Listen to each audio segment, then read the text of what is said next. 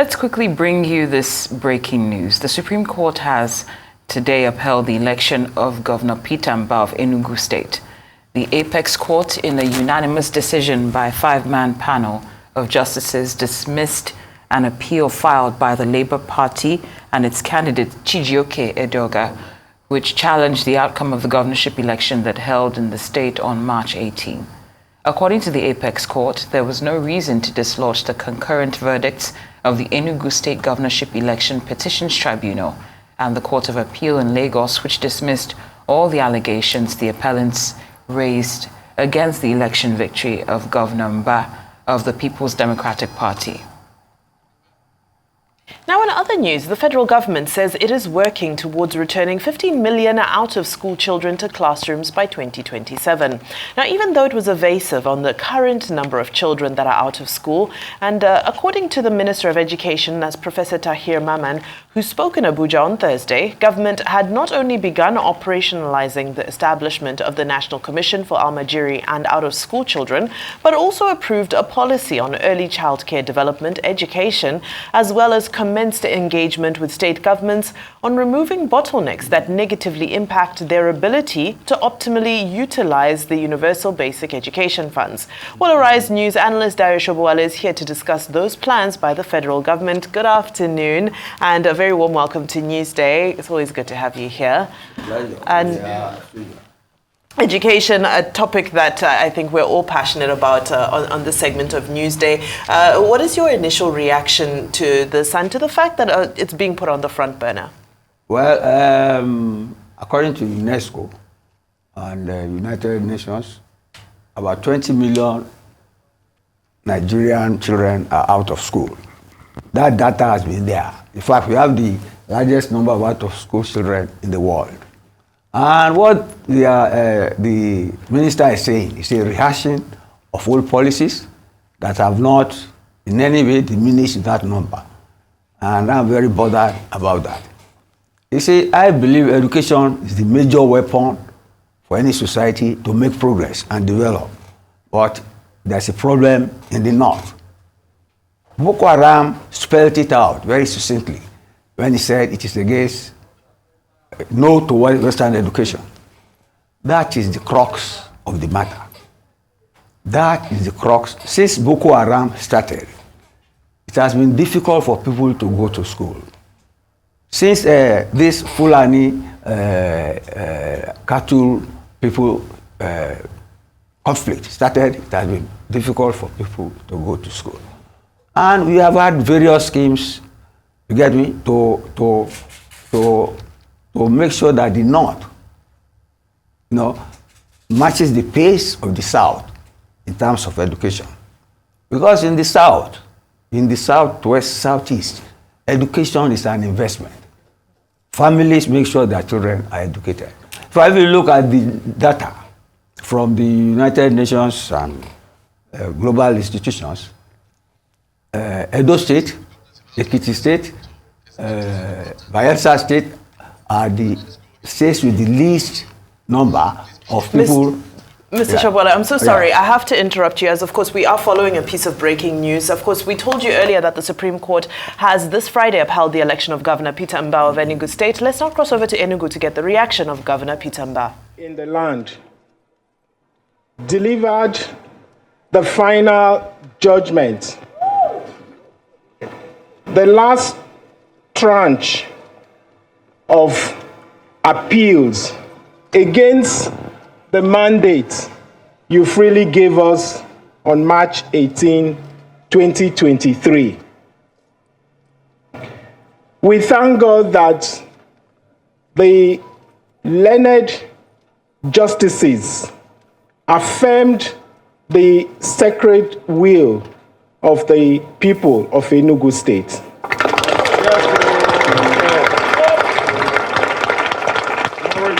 We wish to express our profound gratitude to the learned justices for affirming the will of justice and for also keeping that will of justice rolling.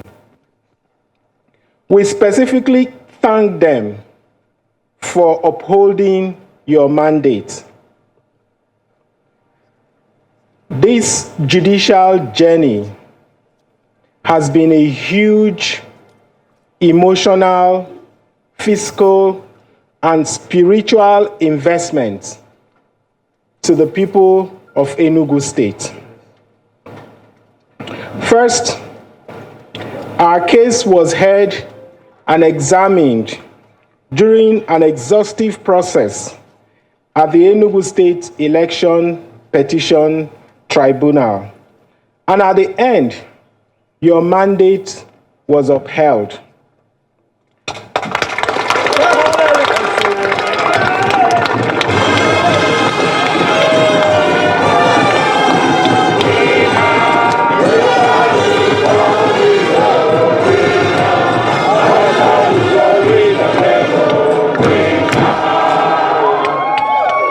The appellate court sitting in Lagos again upheld the earlier decision via a unanimous decision of the appeal court.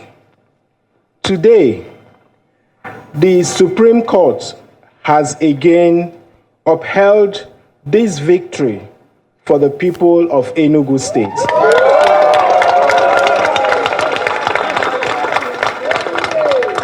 Ndi Enugu, you are,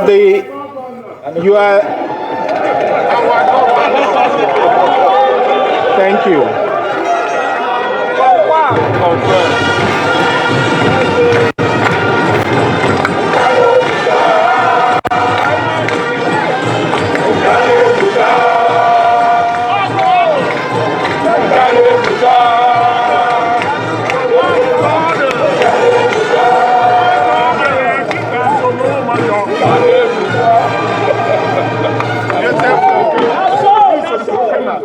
Ndi Enugu, you are the victors of this judicial journey. I salute your dogged belief in us, your unalloyed support and prayers at every attempt to subvert your mandate can never be lost on us. We do not take them for granted. Now that these distractions are over, it is time to redouble our efforts to serve you. We will double down on our earlier resolve to serve you with every fiber of our being.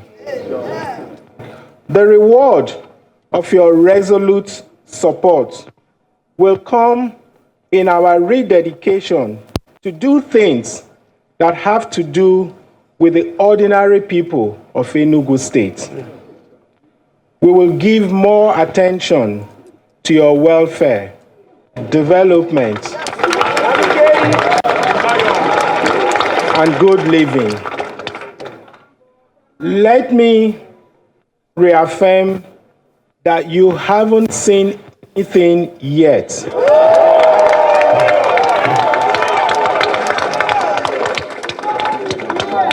We are, by this judgment, recommitting ourselves to the sacred pact between us, the social contract which we signed with you on May 29, 2023. This judicial affirmation is a nudge to continue to provide water in every nooks and crannies of Enugu State, to build smart schools in all the wards of our state, to sustain provision of security, to provide massive infrastructure and roads, to build a new set of leaders of tomorrow.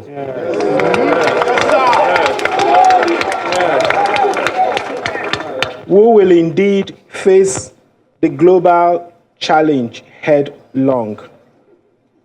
Let me use this opportunity to reassure you that all our campaign promises will be fulfilled to the letter.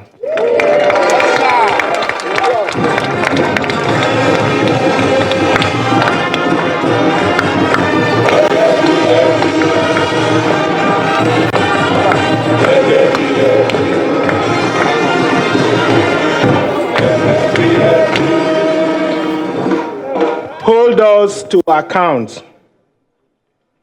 Hold your pens firmly and tick with us as we drill down into those electoral promises. As we celebrate this affirmation of your electoral mandate, please continue to spare moments of prayers for us. Beseech God on our behalf for an ultimate greater Enugu state. With your prayers and support, we will get to the promised land of an Enugu of our dream. Tomorrow is indeed here. Thank you, and God bless you all. Thank you.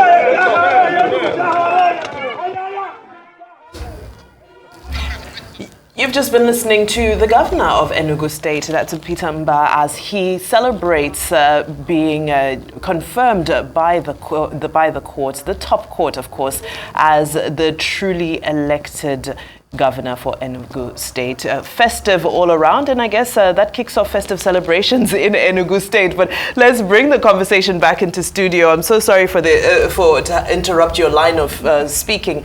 Mr. Sobowale, you were spelling out some very interesting thoughts, and I'll just beg you to try and recap and bring us back up to speed. I was saying that, you see, the issue of out of school children has always been with us. And I will tell you, it's more a problem of the North than the South.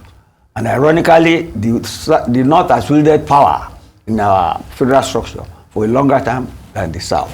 But it's a matter of values, and values both religious and educational. In the South, like I said, you see, education is an investment for families. If you look at the states with the highest number of out-of-school children, they are the highest, I think, is in between Bauchi and Kebbi, Zamfara, even the big states, Kano, Jigawa, Katsina, Kaduna, they have the highest number of out-of-school children. In the South, the least, you won't believe, even though Kwara is in North Central, that's one of the least, Edo, Ekiti, Imo. Because people value education, and that is part of the problems you have on the political scene because of this wide educational gap. And you see, the Minister for Education is a northerner, get me? And you see, unless we face the cultural problem that I highlighted the other time, which is the problem of Boko Haram, the problem of all these conflicts that do not create security, because schools have to feature in a secure environment. You remember the Chibok girls and all that. That is part of the so-called Boko Haram slogan that they say no to Western education. Until and unless we address that, there will be money down the drain. Now they have come to the full far. They want to open school for Almajiris, which is a late realization. I pray they are able to do it. But the Almajiris are not extra to society. They are a product of the society. They have not been going to school. I remember when I was doing national service, it was already military rule, a GOC, then they did universal primary education. Do you get me now? So that all schools should go to, all children should go to primary schools. But you see, a GOC in Maiduguri then reported the governor of the Northeast then that students are not the children are not going to school. They are under Dogoyaro trees studying Arabic studies at the time they should be in school. That thing is still in the north. That is what has led to the Almajiri syndrome. Almajiri are children who are almost homeless, who don't go to schools. And during Fridays, when they go for sermons, they are incensed, they do funny things. Because if people are not going to school, you know, they can do dangerous things to destabilize society. So my whole take is that schools should be put formal schools, and then government should be able to have the heart and the guts. After all, we have a Muslim ticket running the country now. They should be able, because there's a cultural war in the north between Islam and Western education. That is the crux of the matter. And that is the rock bottom of even our insecurity problem. Because even the soldiers supposed to pursue jihadists and those who are fomenting trouble in the north, who are jihadists, who are Fulani cattle people, and all that. All these things have cultural, religious connotations. So it's a cultural war. If that war is not nipped in the bud and removed, it's not to lag behind. And the tragedy of it is that the northern leaders will have themselves to blame. Let me tell you, borrow a leaf from history. When we got independence, Ahmadu Bello was the first prime minister of the north. The first prime minister of Nigeria, Sobowale, they were both school teachers, school grade 2 teachers. And their priority was to narrow the gap, the educational gap between the north and the south. They saw Awolowo, they say Nnamdi Azikiwe blowing big grammar and all that, and they said no, we will develop. But unfortunately, they were killed in the 1966 coup. And ever since, the northern leaders have ignored the education of the youth of the north. That is where we are. I think Bala Miller, a northern musician from Plateau State, said that the north will always lag behind in education as long as it is spending money to send people for jihad. Instead of sending people to go and study engineering, to go and do medicine, to go and do architecture, like the south is doing. The north is still at that stage. And more importantly, I'm happy the northerner is Minister of Education. Unless and until they create an enabling environment for schools to function and for people to go to schools instead of doing the Arabic studies and following the preachings of some fanatical Muslim leaders on Friday, will not make progress. You see, on another score too, I'm Anglican. You see, the Christians too, I won't blame Christianity. Christianity too has its own evangelization. They want to spread education in the north, and the Muslim clerics resent that. But I will use Lagos as an example. When I was growing up, Ahmadiyya College, Asaruddin College, there were Muslims college competing side by side with Catholic, and everybody was just interested in education. There was no quarrel. During Christmas, people will come together, Muslim. During Ramadan, the Fitri, the Malud, what was important was education. I will use my school as an example. My Ikoba school was founded in 1913. I got to get a story that it was founded because the first principal was the principal of Methodist Boys' School at Ajele here, and he was recruiting Muslims to the schools. So the Methodist authorities said, wait, how can we be breeding? So the man told them, this is a catchment area. There are Muslims here, and they have to go to school too. When they did agree with him, he left Methodist Boys' School and founded the Boys' School in 1913. See, that is why you see the level of education in this south is very high. I think if Balewa, Ahmadu Bello had not been killed, maybe we should have. But you see, somebody blamed the present crop of leaders that they jettison the goal of the first prime minister and first premier, to catch up with the served educationally. And that's why you have Almajiris, you have out of school. Yeah. But 20 million is the highest in the world, Nigeria. Highest on the continent and third globally. Well said, Mr. Sobowale. What I read was the highest in the world. Well, But there's nothing to be proud about. Nothing, regardless. But you've touched on very imperative points: the cultural aspect, the religious aspects.